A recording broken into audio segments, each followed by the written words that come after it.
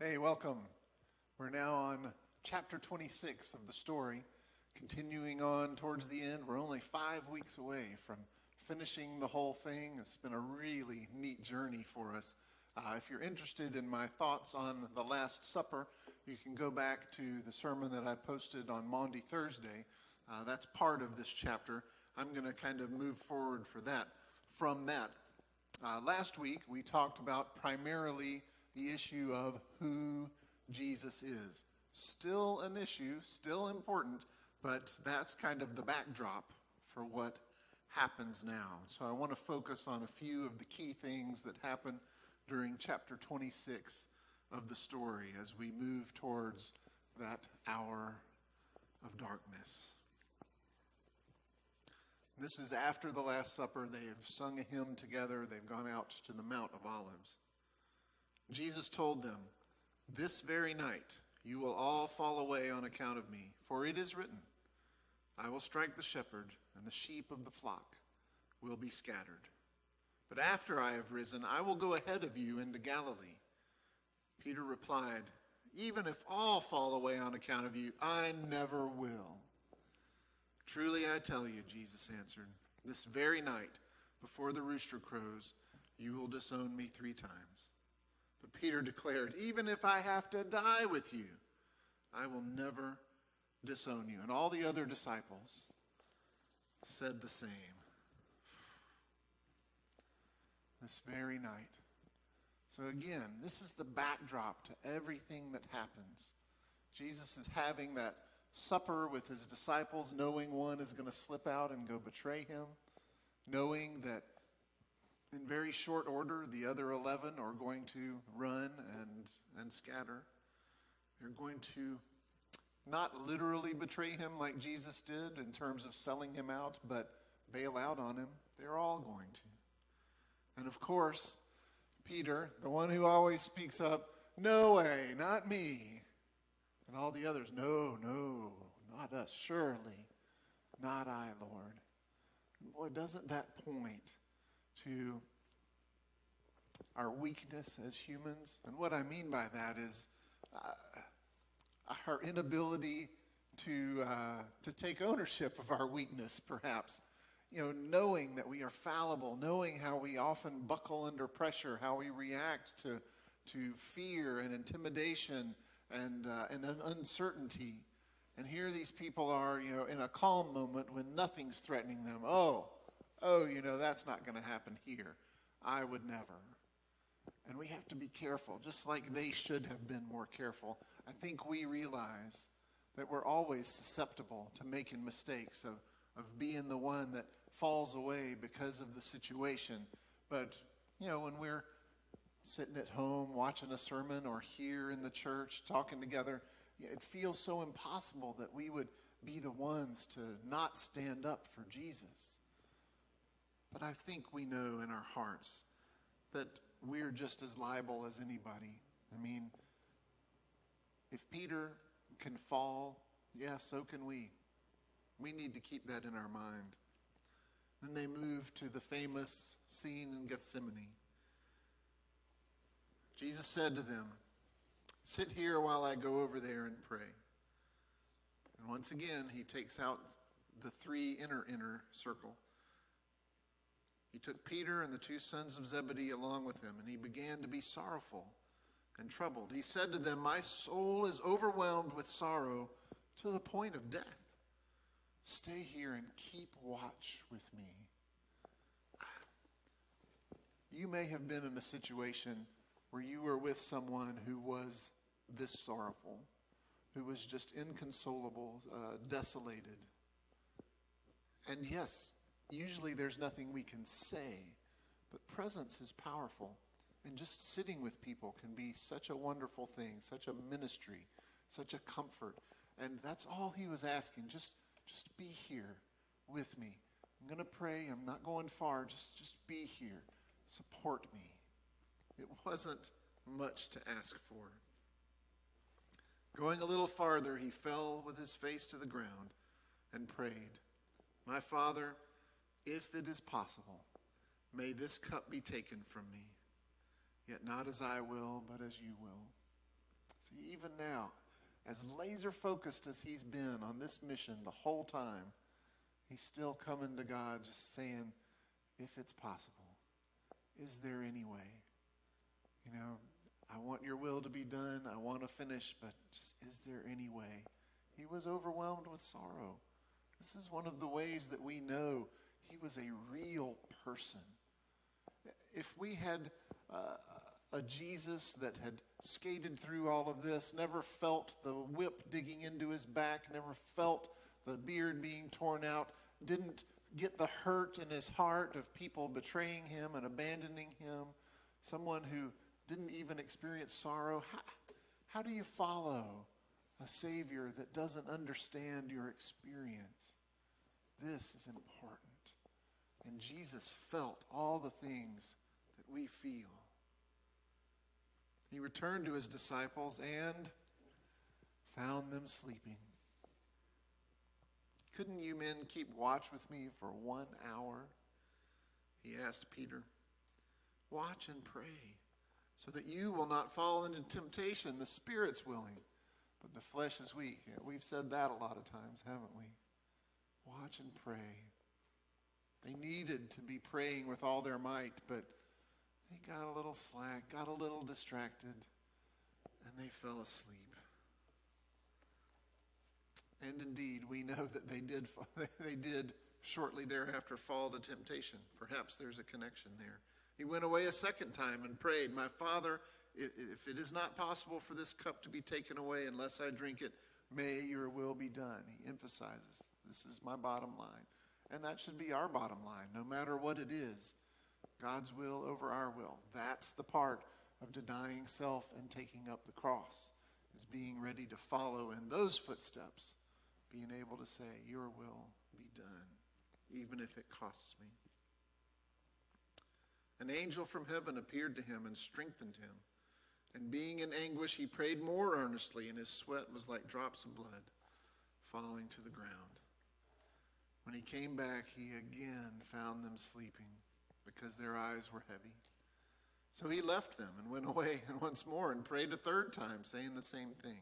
And then he returned to them and said, are you still sleeping and resting? Look, the hour has come. The Son of Man is delivered into the hands of sinners. Rise, let us go. Here comes my betrayer.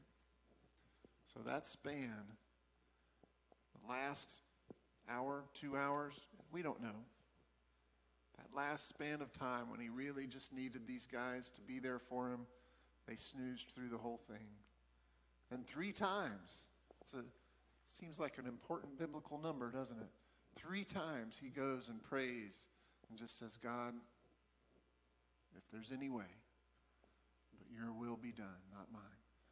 And he prays that each time and comes away with the answer that he needed and that probably he expected. And then the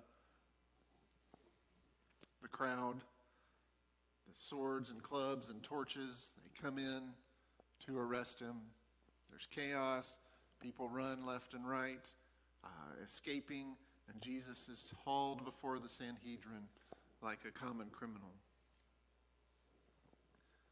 And while this circus of a trial was going on, Peter's outside. Now remember, most of the guys had just run for it.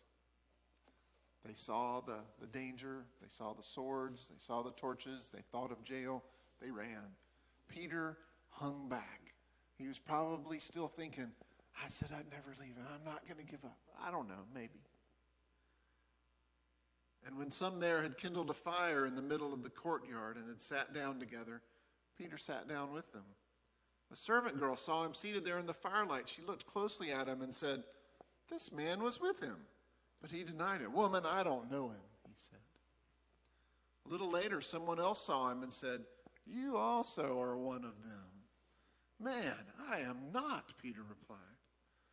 About an hour later, another asserted, certainly this fellow was with him. He's a Galilean. And Peter replied, man, I don't know what you're talking about. Just as he was speaking, the rooster crowed. The Lord turned and looked straight at Peter. And then Peter remembered the word the Lord had spoken to him. Before the rooster crows today, you will disown me 3 times. And he went outside and wept bitterly. Boy, that's a rough one. There's another set of three.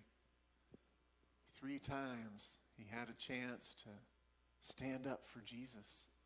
3 times he had a chance to lose his life instead of save it. 3 times he could have denied himself and taken up his cross and followed Jesus. We don't know what literal danger he was in, but he felt like he was in a lot of danger. And it got him. And as soon as he realized what he had done, he was crushed. Just utterly crushed. He had failed even when he swore up and down there was no way he could ever fail. This is one of our reminders that we are all susceptible. Any one of us can fail. Any one of us can fall completely on our face, not just in running a race or doing something at work or in our marriage. I mean, following Christ, fall on our face. We can completely blow it. It happens. We're all susceptible to this. If Peter, who walked with Jesus, one of the big 3, remember, who got the special extra teaching, and he still could fail like this, who are we to say, oh, but it won't happen to me? That's exactly what he said. So let's always remember this example. We're not off the hook. We're not safe ever from this kind of failure, and we need to remember that.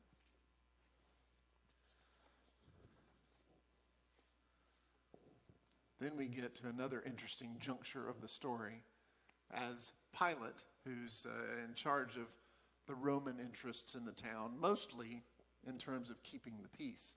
Pilate is in a pickle because he doesn't want any problems with the people of Israel, but he starts interviewing Jesus, and he can't see any reason for him to die. So Pilate answered, well, you take him and crucify him. I find no basis for charge against him. And the Jewish leaders insisted, we have a law, and according to that law, he must die because he claimed to be the Son of God. So they're saying, our laws, we don't care about Roman laws. When Pilate heard this, he was even more afraid. He went back inside the palace. Where do you come from? He asked Jesus. Jesus gave him no answer. Why do you refuse to speak to me? Don't you realize I have the power to free you or crucify you?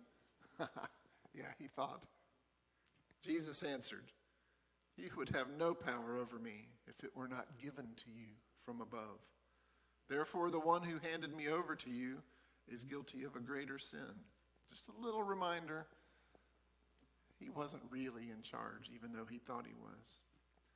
Something about Jesus, the way he spoke, in another account we hear from his wife and a dream she had, but Pilate wanted to set Jesus free. He was looking for a way to get around this maddened crowd.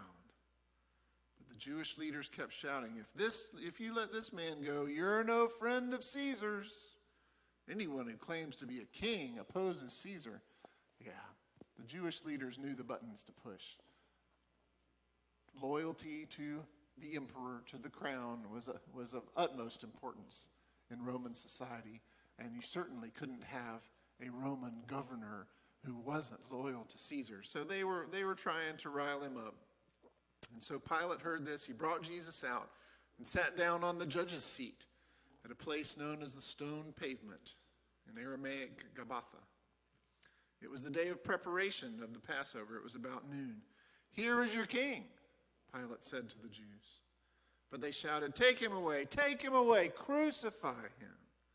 Shall I crucify your king? He asked. We have no king but Caesar, said the chief priests. I shouldn't be so disappointed because these folks have not really done anything right since the beginning of the story. These are supposed to be the religious leaders of Israel, and all they've done is try to keep their own power intact this whole time. There is no evidence of any actual religious issues here, except that they want to be in charge of religion. And so here, they're happily saluting Caesar because it accomplishes one of their goals, when all the rest of the time they're like, we hate Caesar, we hate Rome, we want them gone. It's just so sad. It's so awful. Okay, it just bothers me. Finally, Pilate handed him over to them to be crucified. And of course, I hope you're familiar with the way that the story unravels, and we get Simon helping with the cross. We get the road of tears, the Via Dolorosa, if you will, and the different sayings of Jesus. But I just really want to zone in on those last 3 hours. I've never seen a show or a movie rendition that really focused on this, but it really captures me. It says that at noon of that day that it went dark, which is pretty miraculous and amazing in itself. And that lasted about 3 hours. And at the end of that 3 hours, that was when Jesus said, my God, why hast thou forsaken me? And then shortly thereafter, it is finished. So that was at the end of the darkness. We don't know if the darkness ended like the second he said one of those things, or we don't know. It's not specific enough for me. But the last 3 hours of Jesus' earthly lifetime, this lifetime at least, it was dark in the middle of the day. And I find myself wondering what that was like. I remember we drove to South Carolina for the eclipse a few years ago and got to see it suddenly become nighttime in the middle of the day. That was pretty spooky, but we could still see. I mean, was it pitch black? Was it just like evening? I want to know more about this, but just try to imagine all the things that you've seen are already emblazoned on your mind. So even in the darkness, they could still, hear the swinging of the whips, the laughter of the soldiers, the thumps of the hammer on the nails. And it's dark, and they can hear people, some who are just chit-chatting about the day because this is not very important to them. They're just here as spectators. They want to see it. There's cries, there are groans. The people who are being crucified, of course, you could hear them suffering. Just darkness. And people wondering what's going on, alone with their thoughts and the sounds of that day on Golgotha. And then finally in the darkness, they hear Jesus crying out, "Why have you forsaken me?" Some have speculated that maybe that darkness was God turning away in some way, not wanting to watch this.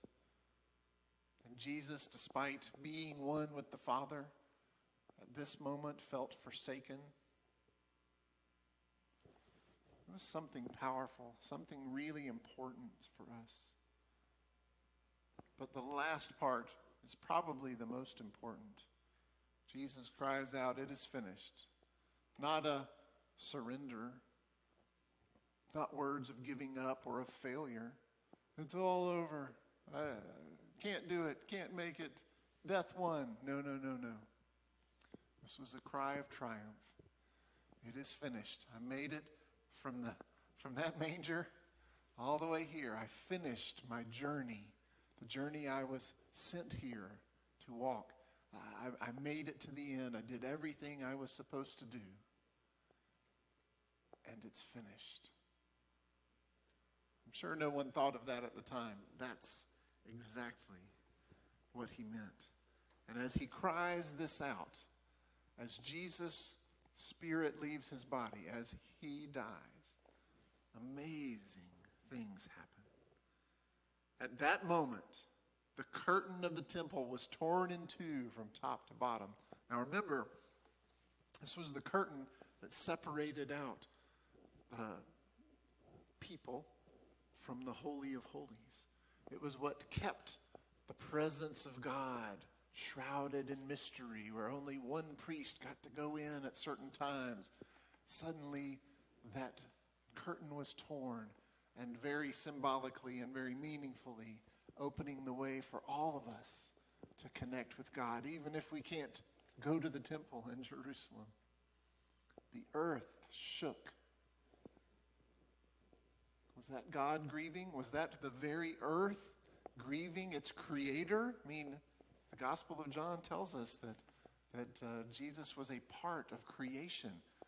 Without him was not anything made that was made. Remember that? And so we don't know, but it means something. The earth shook, the rocks split, tombs broke open. Definitely symbolic. The bodies of many holy people who had died were raised to life. They came out of the tombs after Jesus' resurrection and went into the holy city and appeared to many people. So something stupendous happened. Again, whether this was the grief of creation or of God, but Jesus passing was a momentous thing, to be sure. And then you get the people around. This is really interesting. Remember, who do you think Jesus is? So the guards, the centurion and the others that were in charge of nailing people up, keeping an eye on them so they didn't do anything, sticking spears in people, breaking legs, those guys. The executioners who were up close and personal, who had the front row view, they're looking and saying, surely this man was the Son of God. That's a terrible thought. As soon as he's dead, you're sure. Oh, what did we just do? Oh boy. What do we do now? We've just realized he was for real, and it's too late, they thought. Who knows how they went about? I'd love to hear the story of the centurion on his way home. When all the people who had gathered to witness this sight, just the people who came out in those days, it was just like, there's no good movies on. There's a crucifixion at noon. You want to go see that? I mean, it was kind of a public thing. Let's be fair. That used to be a public event in America too. And so there were people who were just there to be witnesses, to see, because it was interesting, gruesome. I don't know why they went. When they saw what took place, they beat their breasts and went away. That's page 380, the very end of chapter 26 in the story. They beat their breasts and went away. These were just attendees. What would have to happen for people to go to see a crucifixion? They're not even sure who these people are. Some of them have heard of Jesus, some of them haven't. Some of them care, some of them don't. But after this is over, they're beating their breasts in remorse and regret. That was a fairly traditional thing. I mean, I'm surprised they didn't tear their clothes and pour ashes on their heads. But I think a lot of them, suddenly they realized, wow, he really was the Son of God. I should have paid more attention. Should I have done something?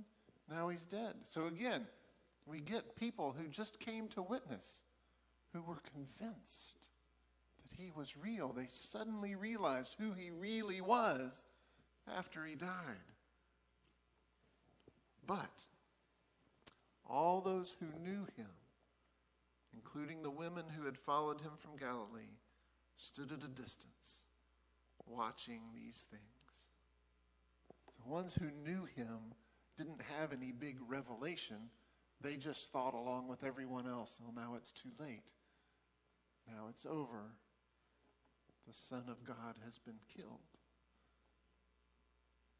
They had an interesting view of others recognizing truth, what they thought was too late. But what a story. Not just, we could spend all of our focus on what Jesus went through, and it's well worth it. Thinking about the suffering, the pain, the ridicule, everything that he suffered for us. And we remember that when we celebrate communion, because that was his body being broken, that was his blood being shed.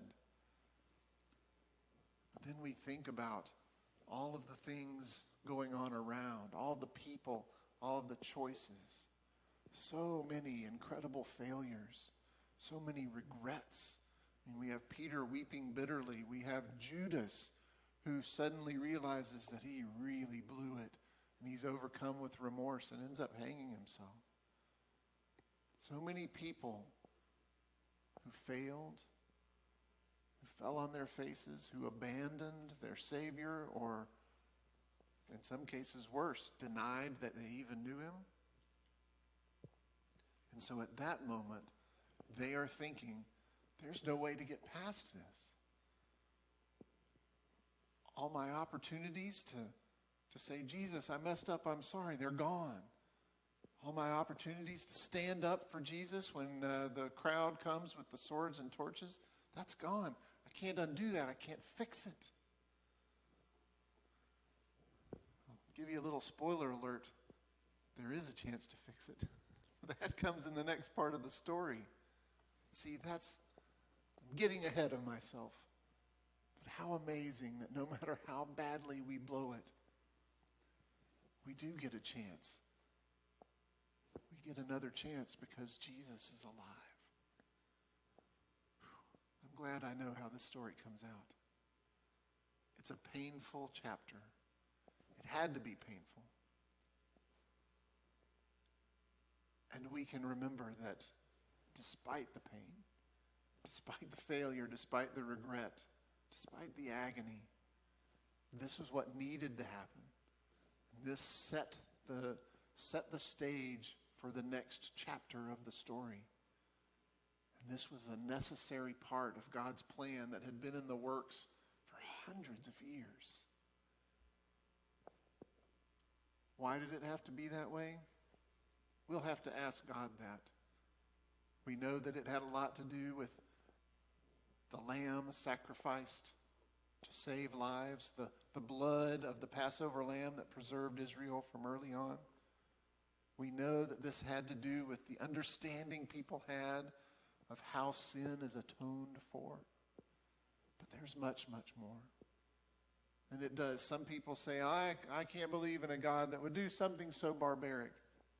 Okay, maybe so. But this was all part of the plan to free us, to save us. It was done for us, out of love for us. And that's what makes it so meaningful. It's why we're able to celebrate something so awful. It's because that opened the door to God for every one of us, tore that curtain down, opened the tombs, so that we could live and be a part of God's kingdom. Not a fun thing to talk about, but so necessary. I hope you'll spend some time reading through this story yourself and pondering and communing with God and with the Spirit of Christ that lives within us. And next week, we'll talk about happier things. Thanks for joining me, and I will see you soon.